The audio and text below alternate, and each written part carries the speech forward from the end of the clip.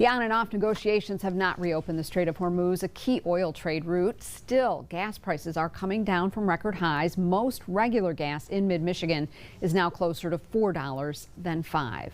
Gas prices still well above $4 a gallon in some places, and individual drivers are not the only ones paying the price. Tonight, News 10's Braden Willis explores how one Lansing nonprofit organization is dealing with that cost while offering life-saving assistance in 3 counties.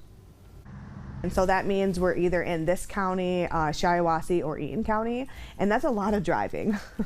Mid-Michigan is continuing to see high gas prices, with the state average sitting around $4.30 according to AAA. For nonprofit organizations, the higher prices can have a negative impact on their services to the community and the people who depend on them. Punks with Lunch is a grassroots organization located here in Lansing, and higher gas prices might take away from certain services that people need to survive.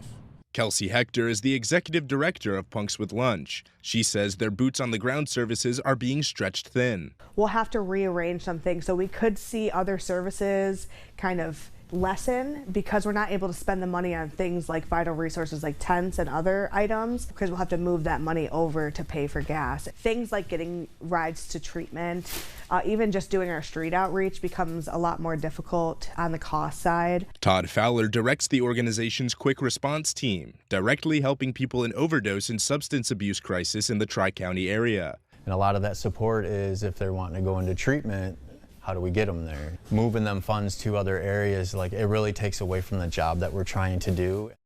Reporting in Lansing, I'm Braden Willis. Organizations like Punks with Lunch depend on donations and volunteers. If you'd like to support Punks with Lunch, the organization is holding a fundraiser at Lansing's Jackson Field on August 30th.